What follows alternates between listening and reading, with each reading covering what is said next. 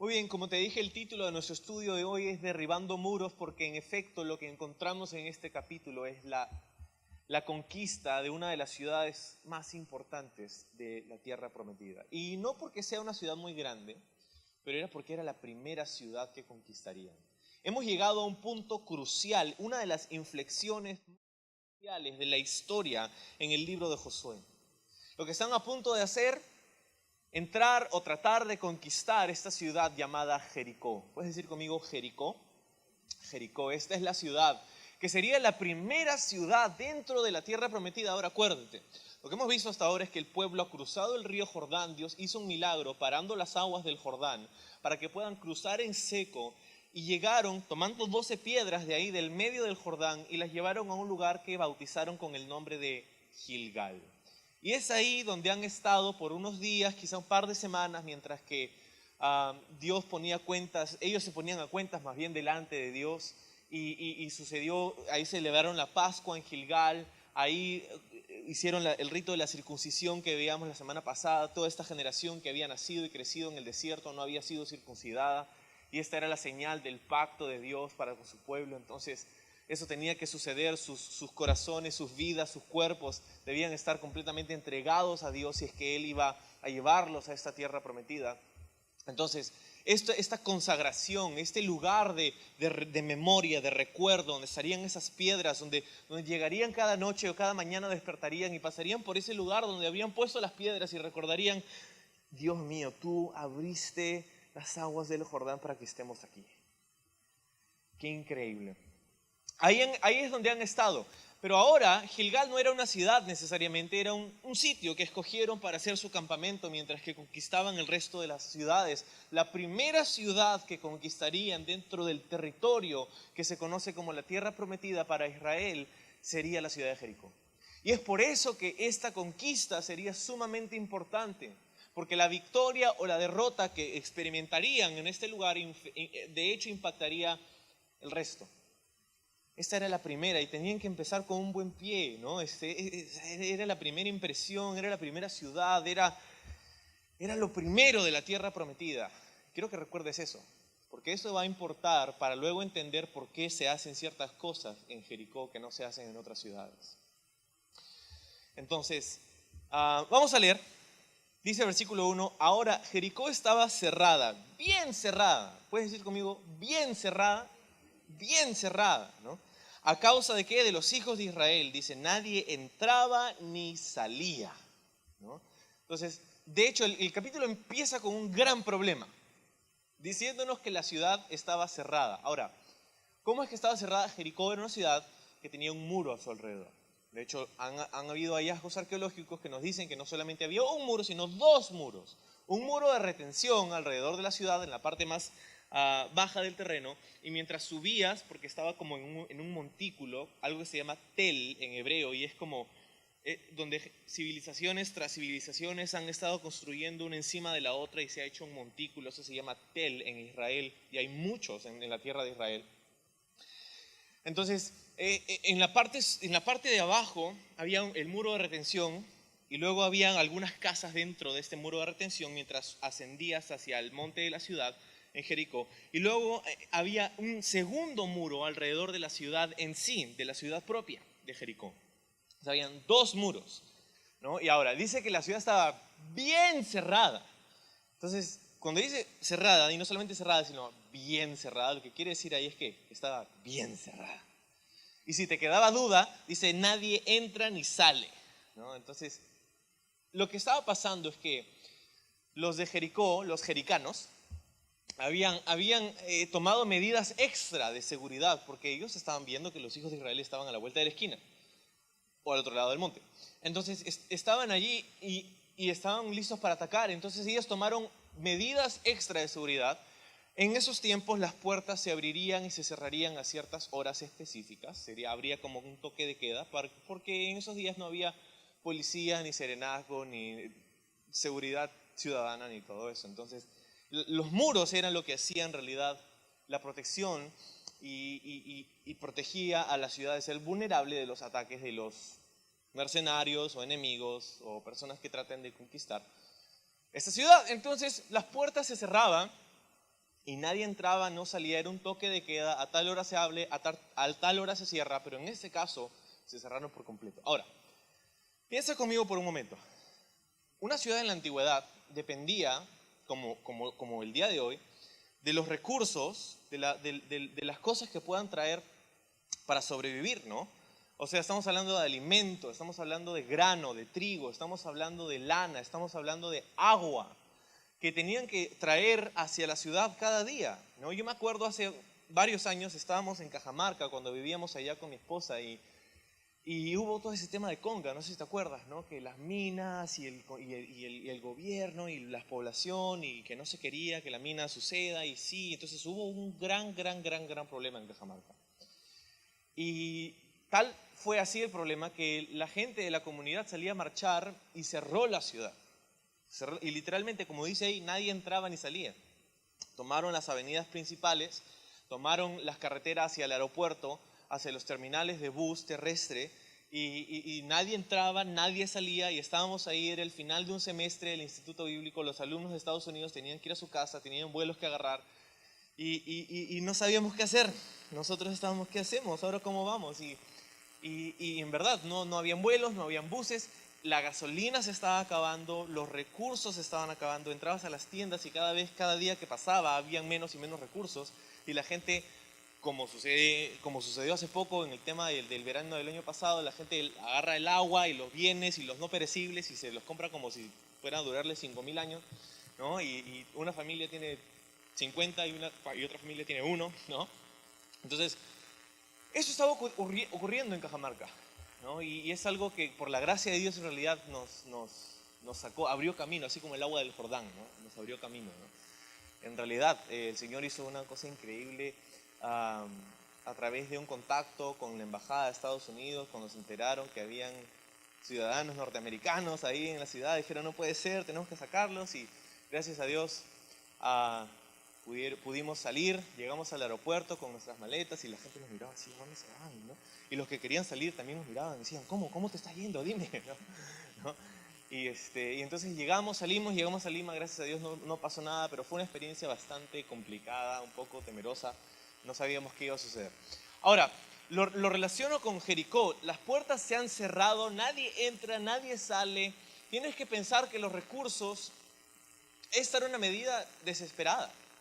¿No? Esta era una medida desesperada. Tendrían que haber tenido recursos suficientes como para pensar que podrían sobrevivir. De hecho, esa era una de las formas como conquistaban ciudades en la antigüedad. Las sitiaban, ponían sus ejércitos alrededor y simplemente esperaban que se mueran de hambre. Y los ejércitos romanos, ¿no? En el Imperio Romano eran muy conocidos por hacer esto, tanto como Asiria, tanto como Babilonia.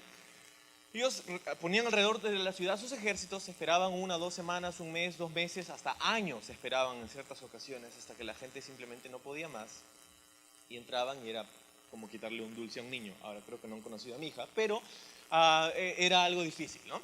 Entonces, entonces eso es lo que estaba sucediendo. El ejército de Israel estaba alrededor, las puertas se cerraron, pero ellos tenían la confianza en Jericó que esa era una medida, aunque desesperada, buena. Ahora, quiero que te acuerdes de un detalle importante. ¿En qué tiempo, en qué época del año llegó Israel a este lugar a cruzar el Jordán? Era la época de lluvia, lo que quiere decir que era la época de la primavera, lo que quiere decir que era la época de la cosecha. Era la época de la cosecha, porque eso es importante. Porque para decidir que una ciudad cerraría sus puertas y que nadie entre ni sale, eso quiere decir no solamente gente haciendo turismo, pero quiere decir comercio, quiere decir recursos, quiere decir todo eso. Ellos tendrían que tener la seguridad de que tenían por lo menos recursos suficientes para poder sobrevivir, por lo menos unas semanas o unos meses. Y eso es exactamente lo que había sucedido. Acababan de traer las cosechas y cerraron la puerta, por eso debían haber tenido recursos suficientes ahí para sobrevivir. Lo segundo es que había un manantial, habían aguas de manantial, y todavía en Jericó hay un manantial, hay aguas ahí, hemos estado ahí este año y estábamos en la ciudad de Jericó, ahí hay un pozo, una fuente de agua que dice, bienvenido a Jericó, el lugar, la ciudad más antigua del mundo, y sale un manantial y hay unas fuentes ahí, tenían agua en Jericó, entonces tenían agua, tenían recursos por la cosecha, cerremos las puertas, no pasa nada, acá nos quedamos, y que ellos se mueran de hambre porque nosotros tenemos todos los recursos, ¿no? Entonces, un problema para los de Israel, un problema. Sin embargo, el versículo 2 dice: mas Jehová dijo a Josué, mira, yo he entregado en tu mano a Jericó y a su rey con sus varones de guerra. Rodearéis pues la ciudad, todos los hombres de guerra yendo alrededor de la ciudad una vez, y esto haréis durante 6 días. Y 7 sacerdotes llevarán 7 bocinas de cuernos de carnero delante del arca. Y el séptimo día daréis 7 vueltas a la ciudad, y los sacerdotes tocarán bocinas. Y cuando toquen prolongadamente el cuerno del carnero, así que oigáis el sonido de la bocina, todo el pueblo gritará a gran voz, y el muro de la ciudad caerá. Entonces subirá el pueblo, cada uno derecho hacia adelante. Entonces, Dios habla con Josué, como ya es costumbre para Josué, venir delante del Señor, escuchar su voz. Y Dios le dice: yo te he entregado esta ciudad, a ti y a los hijos de Israel. Los he entregado, son tuyos. Y es interesante que Dios hable en tiempo pasado, ¿no? Dice: yo te he entregado esta ciudad. ¿Por qué es interesante? Porque eso no había sucedido. Los de Jericó seguían ahí, sus muros seguían ahí, sus puertas seguían cerradas, sus recursos estaban adentro de la ciudad. Pero Dios había dicho: yo ya lo he hecho, ya lo he hecho. Y es interesante porque Dios ve el futuro como si fuera el presente, ¿no? Dios ve el fin desde el principio y Él puede decir esto porque para Él ya sucedió. Dios está fuera del tiempo, ¿no? Y por eso puede venir y darnos una palabra, por eso puede venir y llamarnos santos, por eso puede venir y llamarnos justos, por eso puede venir y llamarnos amados, porque a pesar de que tú veas tu vida el día de hoy y tú dices de repente: no soy santo como Dios quiere que lo sea, no soy justo como Dios quiere que lo sea, hay muchos defectos, hay mucho pecado, hay muchas cosas que todavía Dios está tratando conmigo. Sí, es cierto, pero Dios te dice santo, Dios te dice amado, Dios te dice eres perfecto, eres justo, no por tus méritos necesariamente, pero por los méritos de Jesús. Y por eso Él te ve no como lo que tú eres, pero como lo que tú serás. Y en virtud a eso Dios te dice: te acepto, te amo, eres mi hijo, ¿no? Y entonces le dice a Josué: yo te he dado esta ciudad, como si ya hubiera sucedido, porque para Dios en realidad ya sucedió, ¿no? Entonces, ahora el problema es que Josué se la tenía que creer, ¿no? Josué tenía que decir en fe: sí, Señor, creo en tus palabras. Ahora, el problema con creer en las palabras de Dios, en este caso específico, era que el plan que Dios le estaba dando a Josué era un poco, vamos a decir, ¿cuál es la mejor palabra? Ridículo. O sea, estás diciéndome que tengo que decirles a los generales del ejército que nuestro plan y nuestra estrategia militar para conquistar la ciudad es marchar alrededor de la ciudad tocando trompetas, que somos mariachis o qué. O sea, y vamos a llevarle serenata a los de Jericó y vamos a marchar, y el séptimo día vamos a marchar 7 veces. Y ellos, o sea, ¿te imaginas lo que significa para el ejército de Israel? Significa hacerse vulnerable. ¿Por qué? Porque ya, digamos que viene el primer día y van a marchar alrededor de la ciudad. Ok, los de Jericó, qué miedo, los de Israel. Y viene el segundo día a la misma hora. Llega el ejército, se da la vuelta y se regresa a su casa, a Gilgal. Ok, no sé qué pasa, tengo miedo, pero no sé qué está pasando. Llega el tercer día, a la misma hora. Y el ejército se da la vuelta, se va a su casa. Yo creo que para el cuarto día ya se habían hecho una idea de lo que iba a suceder al quinto, ¿no? Y el sexto. Y el séptimo. Tenían que marchar 7 veces el día. O sea, 13 veces alrededor de la ciudad en una semana. En cualquier momento de esa semana, los de Jericó, que no les faltarían 2 dedos de frente, verían: ok, a tal hora vienen. Te he puesto, mira, ahorita en 3, 2, 1, están llegando ahí, ¿no? Era muy fácil para ellos poner arqueros, poner flecheros ahí en la cima del muro y se acabó Israel. Era muy fácil. Y los de Israel lo sabrían, porque ellos eran soldados y todo. Entonces, tenían que hacerse vulnerables para revelar su posición cada día a la misma hora, de la misma forma, en contra de su enemigo. Tendrían que marchar alrededor de la ciudad. Tendrían que tocar trompetas por si les faltaba idea, ¿no? Si no funcionaba el Google Maps o esa aplicación de que ¿dónde está mi celular? No lo encuentro, ¿no? Y pones ahí: mira, ¿dónde está mi celular?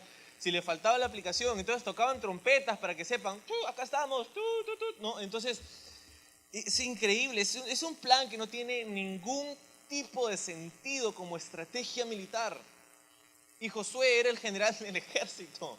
Y habían otros generales sabidos de la guerra que tendría que Josué convencerlos, decirle, este es el plan de Dios. Ya Josué, listo, ¿no? Con sus galones, sus gorros, así sentados en la tienda de campaña, con la mesa ahí, y el mapa de Jericó, vamos a entrar por acá. Ok, Josué, ¿qué te dijo Dios? ¿No? Y Josué tenía que decirles, eso es lo que me dijo, y contarles el plan. Y cada vez que le contaba el plan y cada detalle que le daba Josué a los generales de lo que Dios le había dicho, podía mirar su rostro cada vez más confundido y podía ver en sus rostros un signo de interrogación y podía ver, ¿estás seguro? ¿Estás loco? ¿Estás seguro que Dios te habló? ¿Tuviste una pesadilla? ¿Comiste pizza ayer? No sé qué pasó, ¿no? Entonces, claro, no tiene ningún sentido ese plan. Pero lo que sí requería este plan era 3 cosas. Si quieres anotarlas, si estás tomando nota por ahí, o si quieres hacer una nota mental, está bien, pero no te vas a acordar de acá 1 hora. Entonces, este plan requería 3 cosas. Número 1, fe. Fe, requería fe porque Josué y el resto del ejército tendría que confiar en que Dios cumpliría su palabra, que Dios le entregaría la ciudad a ellos. Requería fe, ellos tenían que creerle a Dios. Ojo, hay una diferencia entre creer en Dios y creerle a Dios. Hay una gran diferencia. Hay mucha gente que cree en Dios, pero no le cree a Dios. Y ellos tenían que creerle a Dios, creer sus palabras. Requería fe, número 1. Número 2, requería obediencia. ¿Por qué? Porque Dios había dicho, este es el plan. Marchar alrededor de la ciudad 1 vez cada día por 6 días y el 7º 7 veces. Ellos tendrían que hacerlo. Requería obediencia. Ellos tenían que marchar, ellos tenían que sacar el arca del pacto, llevar a los sacerdotes, traer las trompetas, tocar las trompetas en el momento adecuado. Tenían que ser obedientes a lo que Dios había dicho. Y número 3, requería no solamente fe, no solamente obediencia, sino que también requería unidad. No había lugar para héroes en esta historia. Requería unidad. Todo el ejército junto como un solo hombre tenía que marchar a un solo ritmo. Las trompetas tenían que sonar a una sola voz.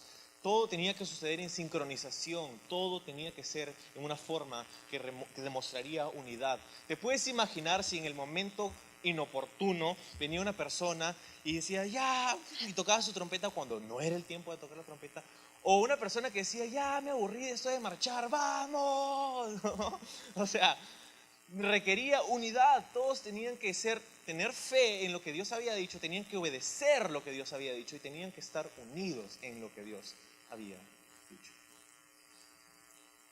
Y si tú deseas conquistar esas áreas de tu vida, esas áreas de carnalidad, esas áreas de pecado, esas áreas de lucha en tu vida, si tú deseas conquistar y vivir en esa tierra prometida, Dios va a requerir las mismas 3 cosas de ti: fe, obediencia y unidad. Son cosas tan importantes.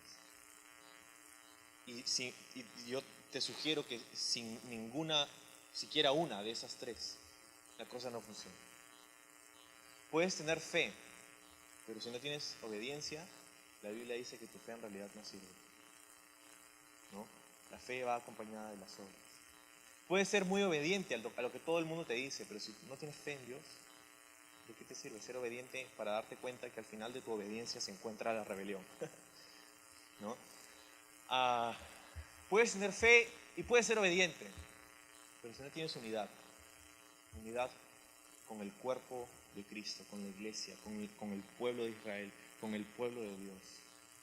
Conozco muchas personas que se autodenominan cristianos nacidos de nuevo, personas que se piensan muy espirituales y se promueven como muy espirituales y ahí están rajando del cuerpo de Cristo, están hablando mal de otras personas en la iglesia, están hablando mal de ciertas personas. Y no, yo no voy a la iglesia, yo la iglesia en mi casa, nomás, ¿yo para qué? Y puede que esa persona vaya al cielo, para su desgracia, porque ahí en el cielo van a estar todas estas personas con las que no quiso pasar tiempo aquí en la tierra. ¿Y qué va a hacer en ese día? No sé. Anda practicando. Anda practicando. Ok. Entonces, fe, obediencia y unidad. 3 cosas sumamente importantes si vamos a vivir en la tierra prometida. Ok. Ese era el plan. Ahora, versículo 6 dice: llamando pues Josué, hijo de Nun, a los sacerdotes les dijo: llevad el arca del pacto y 7 sacerdotes lleven bocinas de cuerno de carnero delante del arca de Jehová. Y dijo al pueblo: pasad y rodead la ciudad, y los que están armados pasarán delante del arca de Jehová. Y así que Josué hubo hablado al pueblo, los 7 sacerdotes llevando 7 bocinas de cuerno de carnero pasaron delante del arca de Jehová y tocaron las bocinas, y el arca del pacto de Jehová los seguía. Y los hombres armados iban delante de los sacerdotes que tocaban las bocinas, y la retaguardia tras el arca mientras las bocinas sonaban continuamente. ¿Ok? Entonces, la imagen es esta: tienes a un grupo de soldados por delante, el arca del pacto en el medio con los sacerdotes y las trompetas, y otro grupo de soldados atrás. Esa es la procesión, es el orden de la procesión. Soldados, arca del pacto con sacerdotes y otros soldados. Y así marcharían alrededor de la ciudad. Versículo 10. Y Josué mandó al pueblo diciendo: vosotros no gritaréis, ni se oirá vuestra voz, ni saldrá palabra de vuestra boca, hasta el día que yo os lo diga. Gritad, entonces gritaréis. Un detalle más o menos curioso, ¿no? Claro, esto tenía sentido por un par de razones, ¿no? Número uno, porque si todo el mundo estaba gritando y estaba emocionado con toda razón, pero si estaba gritando y todo, iban a ser aún más vulnerables, iba a contrarrestar con el plan de Dios, ¿no? Entonces, ¿sabes qué? Marcha tranquilo, callado, no digas nada, no alardees, no digas: ¡ah, ya se fregaron lo de Jericó, ahora sí van a ver, maldito! No, o sea, silencio, no grites nada, no alardees, haz lo que Dios te ha dicho en silencio. ¿Y qué tal si esa es una palabra de Dios para algunos de ustedes esta mañana? Ah, sí, Dios me ha dicho esto y Dios me ha dicho el otro, y Dios acá me va a llevar y van a ver, vas a ver, ¿no? Especialmente cuando tienes personas que se oponen, ¿no? Cuando tienes los famosos haters, ¿no? Esos que sí, no, tú no. Cuando aquellos que quieren hablar en contra de ti, o tienes aquellas personas que hablan mal de ti, no tienes la tendencia a querer defenderte y alardear de que no vas a ver, no, tranquilo, no digas nada. Haz lo que Dios te ha llamado a hacer, calladito, calladito, calladito te ves mejor. Eso es lo que básicamente le dice Josué al pueblo. Ten fe, sé obediente, camina en unidad, en silencio. Ok, pero habría un momento para hablar. ¿Te diste cuenta? Cuando Josué diga. Cuando Josué dice. Entonces grita, ahí gritas. Pero otra razón por la que esto sería importante, esto de permanecer callados, era porque, o sea, imagínate, no solamente con respecto al ejército enemigo, sino con respecto al mismo ejército de Israel. Si Josué no les daba la orden de permanecer en silencio, no solamente estarían alardeando y gritando en contra de los de Jericó, como es nuestra naturaleza humana hacer, sino que también estarían hablando entre ellos y murmurando entre ellos, ¿no? Oye, ¿en verdad esto va a funcionar? No sé, oye, yo estoy marchando, pero ya me cansé, alucina, y no sé qué, y una vez más, y otra vez, y a esta hora, oye, ¿quién se cree Josué? Oye, ¿quién ha hecho? Y los sacerdotes que están tocando, que se parecen mariachis, y cosas, o sea, imagínate todo lo que hubieran estado hablando y diciendo. No, pero ellos eran el pueblo de Israel, ellos no iban a decir nada. No, ¿te acuerdas de sus padres, los que murieron por 40 años en el desierto? Que murmuraron en contra de Moisés, y esa fue una de las grandes razones por las cuales no entraron a la tierra prometida. Calladito. No solamente no hagas alarde de lo que Dios está haciendo, sino que también ten cuidado de la murmuración. Ten cuidado de la murmuración. La Biblia dice que la murmuración, el chisme, es pecado. No solamente es de mal gusto, no solamente te deja mal, no solamente hace daño, sino que es pecado. Ten cuidado cómo hablas con otras personas acerca de otras personas. La Biblia dice claramente que si tenemos un problema con alguien, vayamos y hablemos directamente con esa persona. Conversemos, y si Te escucha tu hermano, has ganado a tu hermano, gloria a Dios, qué chévere. Si no te escucha, hay otras instancias, hay otras cosas que puedes hacer. Mateo 18, 19 habla clarísimo acerca de eso. De cómo lidiar con cuando tenemos problemas en nuestras relaciones interpersonales. Y dicho sea de paso, una de las cosas que no dice ahí en Mateo 18 es que uses el Facebook o alguna otra red social para ventilar tus frustraciones. Tú sabes, tú has leído, ¿no? En tu muro, entras a Facebook ahí y hay una persona, ay, me llegan las personas que hacen esto. Y tú sabes de quién está hablando. ¿Qué soluciona eso? ¿Cómo añade eso a tu vida? A la de los demás, a la mía, a la tuya. Nada, ¿verdad? Si tienes un problema con alguien, por favor, no le escribas por Facebook. Conversa cara a cara con esa persona. Es bien fácil teclear. Ahora vas a ver, ahora le escribo con mayúsculas para que se entere que estoy en... ¿no? 20 signos de exclamación. Pero ¿qué tal si dejas la computadora por un segundo y miras a los ojos a una persona? Y conversas con ella y te interesas en esa persona. No sabes todo lo que ha pasado a esa persona, no sabes lo que está sucediendo con esa persona. Todos tienen un mundo de dificultades y problemas. Y no tiene sentido que utilices una red social para tratar de solucionar tus problemas. A no ser, por supuesto, que quizá no tengas acceso a esa persona y no puedas conversar físicamente con ella, pero por lo menos la puedes llamar, ¿no? Para que escuche tu voz. Entonces, cállate, silencio, calladito, ustedes mejor. Y marcharon. Así que versículo 11. Él hizo que el arca de Jehová diera una vuelta alrededor de la ciudad y volvieron luego al campamento y pasaron allí la noche. Y Josué se levantó de mañana y los sacerdotes tomaron el arca de Jehová. Y los 7 sacerdotes, llevando las 7 bocinas de cuerno de carnero, fueron delante del arca de Jehová andando siempre y tocando las bocinas. Y los hombres armados iban delante de ellos y la retaguardia iba detrás del arca de Jehová, mientras las bocinas tocaban continuamente. Así dieron otra vuelta a la ciudad el segundo día y volvieron al campamento y de esta manera hicieron durante 6 días. Qué loco que por 6 días salían y regresaban al mismo lugar, Gilgal, a ese lugar de la consagración, a ese lugar de la memoria, del recuerdo de lo que Dios había hecho. Y sabes, mientras vivas en esta tierra, mientras estés en este lugar, sería bueno y beneficioso para nosotros si empezamos y terminamos el día en ese mismo lugar, en Gilgal. Si empezamos y terminamos el día en la presencia del Señor, en ese lugar de consagración, cuando empieza cada día, antes de que hagas cualquier otra cosa, que vengas en oración al Señor y le digas, Padre, aquí estoy en este día es tuyo, quiero hacer lo que tú haces, quiero hacer lo que tú quieres, quiero hacer tu voluntad. Te consagras cada día delante de Dios y vas a ver que ese día lo vas a vivir diferente. Puede que tu situación no cambie mucho, pero tu corazón va a tener una perspectiva muy, muy diferente.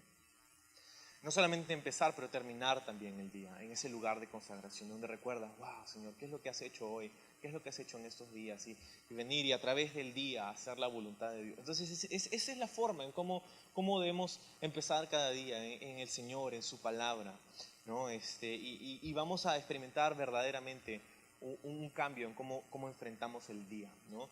Y entonces salían a marchar, regresaban 6 días, versículo 15, al séptimo día se levantaron al despuntar el alba, o sea, tempranísimo, y dieron vuelta a la ciudad de la misma manera 7 veces. Solamente este día dieron vuelta alrededor de ella 7 veces.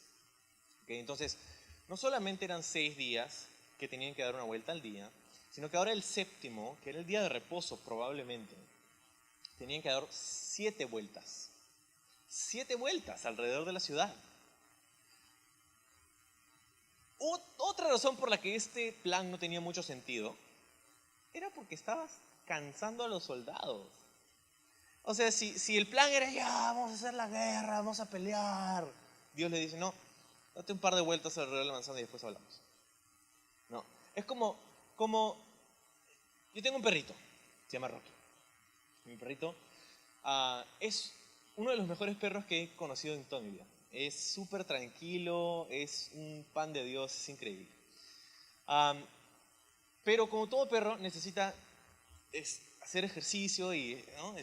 botar endorfinas y todo lo demás. Y entonces cuando pasa un tiempo prolongado en el que no lo sacamos a pasear por A o B razón, ¿no? Encontramos una gran diferencia que cuando sí lo sacamos a pasear, ¿no? Lo sacas a pasear y le das una vuelta, 2 vueltas, 3 vueltas, juegas con la pelota y lo cansas, ¿no? Y ya regresa a casa así, ¿no? A tomar agua, a comer y ya. Y está sedita todo el día, tranquilo, tranquilito, ¿no? Y no puedo dejar de pensar que algo así es lo que Dios quería hacer con su ejército. Ellos están así llenos de energía, ¿no? Ya, dame la pelota, tira la pelota, ya, ¿a dónde voy? Yo voy, lo que sea. Y estaban así llenos de energía, querían hacer, querían ir, querían conquistar, estaban con sus espadas, querían ya, dame la batalla, quiero ir a pelear. Y ellos decían, no, todavía no. Date un par de vueltas más. Cánsate bien. 7 veces alrededor de la ciudad. Tomaría en esos días para dar la vuelta alrededor de la ciudad de Jericó aproximadamente 35 a 45 minutos caminando. 7 veces, ¿no? Cánsate. Un día lo haces chévere, ¿no? Cuando comienzas a salir a correr. Terminas ya en tu casa. ¡Uf! ¡Qué bien me siento! El día siguiente ya sales un poquito más cansado, ¿no? Y tienes un poquito más de dolor. El tercer día es fatal. Todo el dolor muscular del primer día que saliste a correr comienza a sentirse. Estás con las piernas agarrotadas, hace frío. No sé si esto es para mí, está saliendo el tercer día. Ya ok, vamos una vez más. 4.º día, Dios, Señor, por favor. Ok, una vez más. 5.º día, 6.º día. El 6.º día ya no puedes más. Y el 7.º, que era el día de reposo, tenías que ir 7 veces. ¿No? Wow, ok. Y Dios, ok, ¿ahora sí estás cansado? Sí, Señor, yo no puedo más. Ok, ahora quiero que grites. Ya no le queda ni fuerza para gritar. Ok, sí, eso es lo que quería. Quería que estés cansado. Quería que te enteres que esta ciudad no la vas a conquistar por tus fuerzas. Quería que sepas y que experimentes que esto lo estoy haciendo yo. Que no necesito de ti. Quiero que sepas que esto es algo que yo estoy iniciando, que yo te estoy regalando, que yo lo estoy haciendo porque a mí me place, porque yo quiero hacerlo. Porque soy bueno, porque soy Dios, porque te amo, porque quiero darte un regalo. Quiero darte esta ciudad. No necesito que tú planees, planifiques y hagas todo tu ¿cómo vas a hacer? Es bueno hacerlo de vez en cuando, ¿no? Pero para Jericó no lo necesito. Habrían otras ciudades que pelearían, otras batallas que pelearían fuertemente, pero esta ciudad no. Esta primera ciudad, Dios quería enseñarle a su pueblo que no era por fuerza ni por ejército, por su espíritu. Y quizá esa es una lección que tienes que aprender. Es una lección que ciertamente yo tengo que aprender. A veces pienso que ya lo aprendí, pero luego pasa una circunstancia que me muestra que no. Y cada vez, ¿no?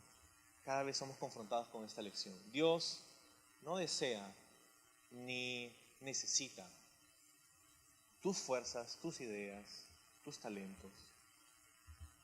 Él los usa por su gracia y porque Él quiere, pero no los necesita. Quería enseñarles pues a su pueblo, y Dios nos quiere enseñar a nosotros, que si vamos a vivir en la tierra prometida, si vamos a vivir en esta vida abundante que Dios tiene para nosotros, no se trata de cuánto te esfuerzas, pero se trata de cuánto dependas de Dios. Ahora sí, vamos a hacer un buen plan. No. Solamente ten fe, sé obediente, estate unido. Eso es todo lo que necesitas. Es así como se conquistan esas ciudades del enemigo dentro de tu corazón, que es tu tierra prometida. Esos lugares de batalla dentro de ti, esas luchas con el pecado, esas luchas con aquella debilidad que tienes, ya sea cual fuera la que sea. A veces eso que te tiene atado, eso que el enemigo está ahí, que lo usa para mostrarte, ya ves, que no pasa nada contigo. ¿Cómo se conquistan esas áreas? No por un buen plan de 12 pasos, no porque vas a esforzarte y vas a dar tu mejor esfuerzo y vas a usar la fuerza de voluntad, no, solamente porque fe, obediencia y unidad. Es todo lo que Dios requiere. Y mientras más hagamos eso, más victoria experimentaremos en esta vida. Entonces, al séptimo día se levantaron, dieron 7 vueltas y versículo 16 dice: cuando los sacerdotes tocaron las bocinas la séptima vez, Josué dijo al pueblo: gritad, porque Jehová os ha entregado la ciudad. Será ciudad anatema, dice el versículo 17. Anatema a Jehová con todas las cosas que están en ella, porque solamente Rahab la ramera vivirá, con todos los que están en casa con ella, por cuanto escondió a los mensajeros que enviamos. Pero vosotros guardaos del anatema, ni toquéis ni toméis alguna cosa del anatema, no sea que hagáis anatema al campamento de Israel y lo turbéis. Más, toda la plata, el oro, los utensilios de bronce y de hierro sean consagrados a Jehová y entren en el tesoro de Jehová. ¿Okay? Entonces, era el séptimo día, la séptima vuelta, la séptima vez que tocaban la trompeta, ahora sí griten. Y todos gritaron. Okay, pero Josué les da un último pedazo de información, de orden, de consejo, de mandato. Les dice, ok, no solamente tienen que gritar y todo lo demás, pero 2 cosas, hasta 3 quizá. Solamente van a dejar con vida a Rahab y su familia, porque es la promesa que le hemos hecho, porque ella acogió a nuestros espías y les salvó la vida, ¿no? Vamos a cumplir con esta promesa, número 1. Número 2, no tomen nada de la ciudad, no saqueen la ciudad, no tomen nada, déjenla tal cual está, no tomen nada. ¿Por qué? Porque eso dice es un anatema para Jehová. Ahora, anatema es una palabra que tiene una connotación negativa para nosotros. En el Nuevo Testamento la palabra anatema, que no es una palabra griega, no es una palabra hebrea, esta palabra anatema en el Nuevo Testamento es algo de que de hecho es una transliteración del hebreo, pero es una palabra que tiene una connotación negativa, ¿no? Como anatema, maldición, ¿no? Y sabemos que en el Nuevo Testamento verdaderamente sí, hace referencia a un tipo de maldición. Pero esta palabra aquí en hebreo no se traduce tanto así. Esta palabra es más como algo consagrado a Dios. Y básicamente lo que Josué está diciéndole es que toda esta ciudad, la primera ciudad, se la entregarían completamente a Dios. Nada de los recursos, nada del ganado, nada del trigo, del grano, de las cosechas que acababan de entrar, dicho sea de paso, la tomarían, sino que se las darían a Dios. Sería una consagración, una ofrenda voluntaria a Dios. Y es interesante porque ese es un principio espiritual. Es un principio. Darle lo primero y lo mejor a Dios. Cuando le damos lo primero y lo mejor a Dios, estamos confiando en Él, de que va a haber algo más, ¿no? Si le dan toda la ciudad de Jericó es porque ellos están esperando que hay otras ciudades que ellos van a poder habitar. Pero la primera te la damos a ti, sin saber lo que va a venir más adelante, sin saber que Dios va a ser fiel para darnos el resto del territorio. No lo sabemos, todo lo que tenemos es esto, pero te lo damos a ti, Señor, porque estamos confiando, le damos lo primero y lo mejor a Dios. Y cuando hacemos eso, Dios honra ese deseo y honra ese deseo de honrarle a Él, y somos bendecidos a causa de eso por Él. Dar lo primero y lo mejor a Dios, lo primero de tu vida, lo primero de tu día, lo primero de tu semana, lo primero de tu año. Me encanta cómo empezamos este año, en el mes de enero, haciendo ayuno y oración por 21 días. Me encanta lo primero del año, porque este año estoy confiando que vamos a ver a Dios hacer cosas que no le hemos visto hacer antes. Estamos confiando y creyéndole a Dios para hacer cosas este año que Él desea hacer, y que nosotros salgamos del camino y que Dios haga lo que quiere hacer, porque hemos empezado este año diciendo: Señor, aquí estamos como iglesia, Señor, aquí estamos viniendo en ayuno, en oración, este primer mes del año, queremos entregártelo a ti, lo primero. Y como iglesia hemos hecho eso, y me encanta porque sé que vamos a ver al Señor, y ya lo estamos viendo, hacer este año cosas increíbles. Y no solamente eso, ¿no? Pero nuestra semana, este domingo es el primer día de la semana, ¿no? Estás empezando bien tu semana, dándole lo primero de tu año, lo primero de tu semana, lo primero de tu día, ¿no? Pasando esa comunión que hablábamos hace unos minutos, empezando el día en ese lugar de consagración. Primero del día, lo primero del mes, lo primero del año, lo primero de tu vida, lo primero de tus finanzas, lo primero es confiar en el Señor con todo tu corazón, en todas las áreas de tu vida. Ese era el principio. ¿Ok? Esta ciudad no sabemos qué viene después, pero se la damos a Dios.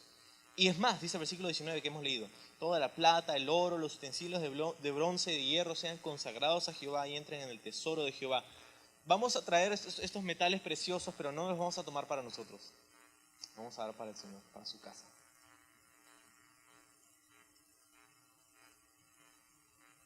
Así como Dios nos prospera, así honramos a Dios con eso, con los que somos prosperados. Ese es el principio de poner a Dios primero, de primicias, de diezmos, de ofrendas en el Nuevo Testamento que habla. No es algo que Dios te obliga a hacer porque, tienes que hacerlo, ¿no? No, como somos prosperados, así honramos a Dios con las primicias, con nuestro corazón, con todo aquello que Dios nos da, porque la Biblia dice que todo lo que tenemos le pertenece a Él. No, porque yo trabajé muy duro y tú no sabes cómo me saqué la mugre para conseguir esto. ¿Cómo te sacaste la mugre? ¿Y quién te dio la mugre en un primer lugar? Fue Dios, ¿no? ¿Quién te dio glándulas para sudar, sudoríparas, ¿no? Dios te las dio. ¿Quién te dio manos, pies? Dios te dio. ¿Quién te dio ese trabajo? Dios te lo dio. ¿Quién te dio esa oportunidad? Dios te la dio. Entonces, eso es lo que hicieron. Acuérdate de esto, ¿ok? Acuérdate de lo que Josué está diciendo. Porque el próximo capítulo, de la próxima semana, vamos a ver un pequeño gran problema. Y tiene que ver con esto. Entonces, ese era el principio, lo primero y lo mejor para Dios. Esto vamos a dárselo a Dios. El botín de esta batalla, entre comillas batalla, ¿no? Va a ser para ti, Señor. Entonces el pueblo, versículo 20, gritó y los sacerdotes tocaron las bocinas y aconteció que cuando el pueblo hubo oído el sonido de la bocina, gritó con gran vocerío y el muro, fíjate lo que dice, el muro se derrumbó. Y el pueblo subió a la ciudad, cada uno derecho hacia adelante, y la tomaron y destruyeron a filo de espada todo lo que en la ciudad había, hombres, mujeres, jóvenes, viejos, hasta bueyes, ovejas y los asnos. Todo fue conquistado. Mas Josué dijo a los dos hombres que habían reconocido la tierra, entrad a la casa de la mujer ramera y haced salir de allí a la mujer y a todo lo que fuere suyo como lo jurasteis. Y los espías entraron y sacaron a Rahab y a su padre y a su madre, sus hermanos y todo lo que era suyo, y también sacaron a toda su parentela y los pusieron fuera del campamento de Israel. Y consumieron con fuego, versículo 24, toda la ciudad o la ciudad y todo lo que en ella había. Solamente pusieron el tesoro de la casa de Jehová, la plata, el oro y los utensilios de bronce y de hierro. Mas Josué salvó la vida de Rahab la ramera y la casa de su padre y a todo lo que ella tenía. Y habitó ella entre los israelitas hasta hoy. ¿Hasta cuándo? Hasta hoy, lo que quiere decir que este libro no fue una leyenda recopilada 200, 300 años después de la historia. Si quiere decir, el que escribe este libro, que Rahab vive hasta hoy entre nosotros, quiere decir que esto es no más de 20, 30, 40, 50, 60 años después de la historia. Porque Rahab seguía con vida y su familia seguía viviendo allí. Y los lectores originales de este libro podían corroborar eso. Sí, de verdad, Rahab, sí. Entonces, hasta hoy, por cuanto escondió a los mensajeros que Josué había enviado para reconocer a Jericó. ¿Ok? Vamos a dejarlo hasta ahí en nuestra historia, pero tengo muchas cosas más para compartirte, no estamos listos para terminar todavía. Así que despierta. Pero, entonces, mira, conquistan la ciudad de Jericó, dice que gritaron y el muro se derrumbó. Hay mucha gente que dice esto, o sea, ¿cómo es que esto, por favor, o sea, estás esperando que yo crea que porque ellos gritaron y tocaron un par de bocinitas, los muros se derribaron? ¿Cómo es que los muros se derribaron?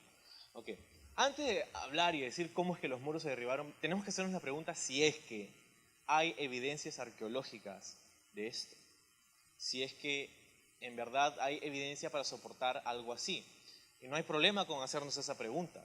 Está bien, ¿no? Si esta es una historia real, deben haber hallazgos arqueológicos que nos indiquen eso. Lo interesante acerca de esto y la diferencia con otros sitios bíblicos donde no encontramos todavía su sitio, su lugar y hallazgos arqueológicos, es que esta ciudad, Josué va a decir más adelante, que nadie nunca la podría reconstruir después. Entonces esta es una ciudad que ha sido una ruina por miles y miles de años. Hoy día la ciudad de Jericó actual en Israel ha sido construida en otra parte. Se llama Jericó, pero no es la ciudad de la antigüedad. Esta ciudad antigua es un es un monte donde han habido excavaciones desde la década de los 1900. En los 1900 hubo una, en los 1950 hubo otra. después de la Segunda Guerra Mundial. Y entonces han excavado y han encontrado cosas muy interesantes. Como por ejemplo, han encontrado que hay evidencia de estos dos muros que tenía Jericó. Han encontrado, cuando cortaron este montículo y comenzaron a excavar, que habían muros caídos, ladrillos de barro que habían sido derrumbados, formando una rampa hacia la parte inferior del montículo. Es alucinante que los arqueólogos, que no eran cristianos, han encontrado, a través de sus estudios, evidencias para corroborar la historia bíblica en el libro de Josué. Ellos no eran cristianos, ellos no estaban tratando de probar que la historia era verdad, simplemente estaban haciendo hallazgos arqueológicos. Encontraron dos muros derribados. Entonces sí sucedió, hubieron muros que sí fueron derribados. Pero entonces los muros fueron derribados y esto formó una rampa para que los soldados puedan entrar. ¿Okay? Ahora, hay otras cosas que encontraron ahí en Jericó. Encontraron, por ejemplo, esto es impresionante, encontraron unas vasijas de barro, unas vasijas, unos cántaros de barro, en un lugar que era como un almacén, y encontraron grano en esas vasijas de barro. Encontraron varios cántaros de barro llenos de grano, como en un almacén. Esto nos confirma tres cosas que son cruciales para nuestra historia. Nos confirma, por ejemplo, que la ciudad fue cerrada en el tiempo de la cosecha, porque habían recursos ahí adentro. Nos confirma, número dos, que la toma de la ciudad sucedió relativamente rápido, porque no se consumieron esos recursos. Si hubiera durado meses o años, esos recursos hubieran acabado, pero ahí estaba. Entonces la toma duró tan rápido como lo que dice la Biblia, una semana. ¿Sí?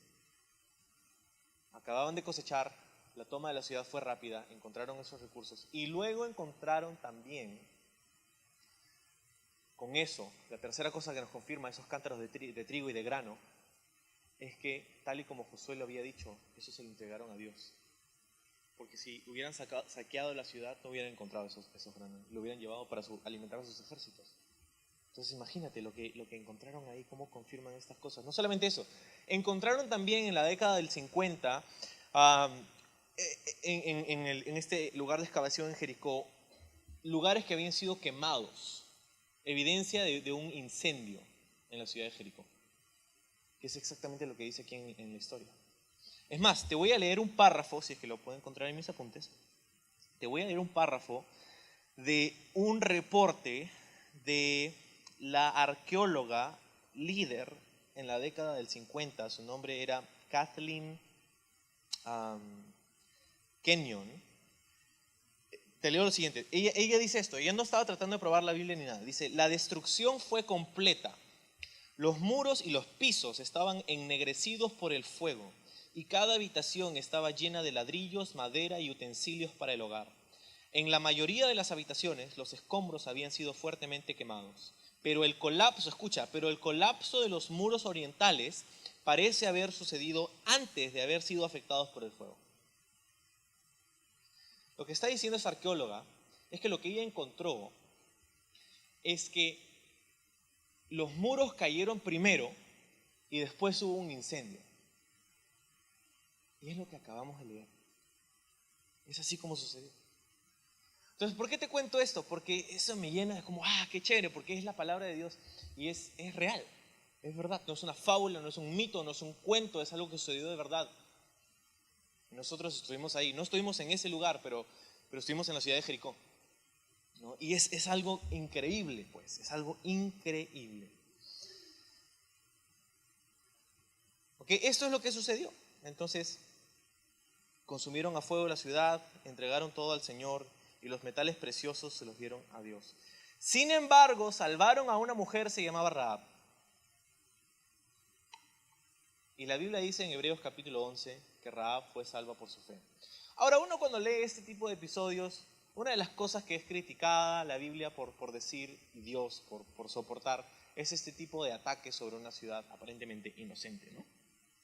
¿Cómo es que Dios va a mandar a matar a estas personas? ¿Cómo es que un Dios de amor va a poder mandar a su pueblo a matar y hacer este genocidio y todo eso? Hay un montón de gente que tiene un montón de cosas en contra de eso. Ahora, piensa conmigo en las siguientes cosas. Dios había dado siglos, literalmente siglos, a los cananeos, a los que habitaban en la tierra de Canaán, para arrepentirse. Sus prácticas eran altamente inmorales y destructivas. Ellos adoraban a ídolos y para hacerlo tenían prostitutas que eran personas que se encargaban de ritos religiosos y sexuales. Era una perversión moral, una perversión sexual. Adoraban a dioses como Moloch, que entregaban a sus bebés y los quemaban vivos en las manos al rojo vivo de estas estatuas de metal, ¿no? Era horrible, y Dios les dio tiempo, y mucho tiempo, siglos literalmente, a estos pueblos para que se arrepientan. Mientras que estaban en Egipto, mientras que el pueblo de Israel estaba avanzando y creciendo, Dios les estaba dando tiempo a estos de Canaán para que se arrepientan. Y si se hubieran arrepentido, ¿qué hubiera sucedido? Lo que pasó con los de Nínive, ¿no?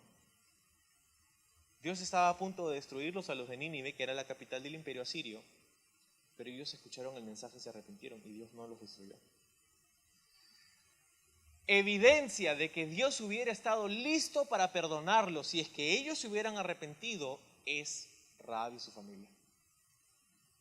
Porque piensa, por favor, conmigo por un segundo más.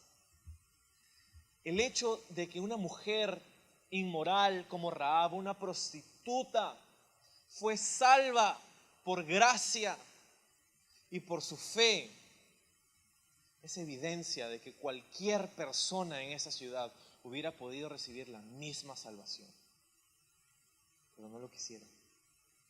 Y cuando tú rechazas la gracia, y cuando tú rechazas la misericordia, y cuando tú rechazas el perdón de Jesucristo, lo único que te queda es el juicio. Todos estamos bajo la ira de Dios, todos los seres humanos, por nuestro pecado. Pero es Jesús quien nos salva, es Jesús quien nos limpia, es Jesús quien murió en nuestro lugar. Y si recibimos esa oferta gratuita de parte de Dios para ser perdonados, entonces somos perdonados, tal y como Rahab lo fue. Pero si lo rechazamos, solamente tenemos ira y juicio. Ahora, piensa conmigo en este otro punto. Unos dicen, ¿cómo es que Dios va a mandar a matar a esas personas? Ok, pero esas personas se hubieran muerto. Ok, vamos a decir que Dios hubiera esperado unos 100 años más. Todas esas personas hubieran muerto e ido directamente al juicio de Dios de todas maneras. Entonces Dios mide el tiempo de una forma moral. La forma de medir el tiempo o los tiempos de parte de Dios es utilizando la medida de unidad de la moralidad. Y Dios ve que hay ciertos picos en la sociedad de los que, si Dios permite que sigan avanzando, que la inmoralidad siga y siga creciendo, no hay vuelta atrás. Y es en esos picos de inmoralidad donde Dios decide traer su ira y su juicio para empezar otra vez y darle una segunda y tercera y cuarta y quinta oportunidad a la humanidad. Y es así como Dios mide el tiempo, no por años, pero por el índice de moralidad o inmoralidad. Entonces Dios es paciente y espera y espera y espera y espera siglos y siglos y siglos y siglos, pero llega un punto donde su juicio tiene que venir. Y así sucedió, y hasta sucedió con su mismo pueblo. Y es esa la razón por la que Dios permitió que venga Asiria y que venga Babilonia y conquiste a su pueblo. Ok, entonces es importante ver eso, porque la gente critica, ¿cómo Dios? Es que Dios es un matón. No, piensa por un momento más. Entonces, la gracia y la misericordia que Rahab recibió fue la gracia y la misericordia que cualquiera en esa ciudad hubiera podido recibir. Y es la gracia y la misericordia que cualquiera de nosotros puede recibir. Si Rahab la ramera fue salva por fe, cualquiera de nosotros puede ser salvo por fe. Y eso es algo que nos llena de gozo, nos llena de ánimo. Ahora, te hablé un poquito acerca de los hallazgos arqueológicos. Los hallazgos arqueológicos no solamente descubrieron la presencia de 2 muros que habían sido derribados, la presencia de un incendio después de que los muros fueron derribados, no solamente la presencia de trigo y de grano y de alimentos que habían sido encontrados en ese almacén, sino que también encontraron que una parte del muro, la parte norte del muro de Jericó, no se derrumbó. ¿Cómo es que Rahab hubiera podido ser salva? Si su casa, ¿te acuerdas? Su casa estaba en el muro. Y el mandato era que Rahab y su familia estén en la casa. Y si el muro se iba a derribar, ¿cómo iban a ser salvas? ¿Cómo iba a ser salva su familia? Pero el hallazgo arqueológico nos muestra que el muro norte de la ciudad de Jericó no se derrumbó. Que todo el resto sí se derrumbó, pero justo el muro norte, que es probablemente el lugar donde vivía Rahab, de donde hubiera colgado ese cordón de grana, ese cordón rojo, para descolgar a los espías, para que se vayan hacia el norte, donde estuvieran las montañas del valle de Jericó. Es justamente la frontera norte, la que está más cerca a la cordillera, semicordillera, de ahí en el valle del Jordán. ¿Te acuerdas que Rahab les dijo a los espías, váyanse, no se vayan hacia el Jordán, váyanse hacia las montañas? Es muy probable que su casa estaba en esa orilla norte de la ciudad, y justo fue esa la parte del muro que no se derribó. Increíble es Dios, ¿no? Entonces, ¿cuál es la aplicación para nosotros? Bueno, Dios desea derribar esos Jericós en nuestra vida. Tú y yo tenemos ciudades en nuestro corazón que se llaman Jericó también. Ciudades donde habitan cosas que no agradan a Dios. Quizás son actitudes, quizás son acciones, quizás son pensamientos, quizás son hábitos que no están gobernados por el Espíritu de Dios, pero que están gobernados por la corriente del mundo o por el enemigo, francamente. Y Dios quiere derrumbar esos muros. A veces colocamos muros, ¿verdad? Colocamos muros porque hemos sido heridos, colocamos muros porque hemos encontrado dolor y no queremos dejar a nadie pasar. Colocamos muros y levantamos muros para que nadie más nos pueda herir. Sin embargo, el problema con colocar muros ante la gente y no poder conectar con nadie es que te pierdes la oportunidad de recibir la bendición que Dios quiere a través de esta experiencia en su presencia y con el cuerpo de Cristo. Entonces, Dios está interesado en derribar los muros de tu vida. No los muros de protección en contra de aquellas cosas que Dios no desea, pero esos muros de duda, esos muros de incredulidad, esos muros de pecado, esos muros de cosas que tú sabes que a Dios no agradan, esos muros que no queremos que nadie entre ni salga, que nadie vea. Dios está interesado en derribar todas esas cosas. ¿Y cómo lo hace? ¿Cómo lo va a hacer? ¿Te acuerdas esas 3 palabras que te di al inicio? Fe, obediencia y unidad. Ese es el mensaje de Dios para ti esta mañana. Eso es lo que Dios requiere de ti esta mañana. Fe, obediencia, unidad. Vamos a orar.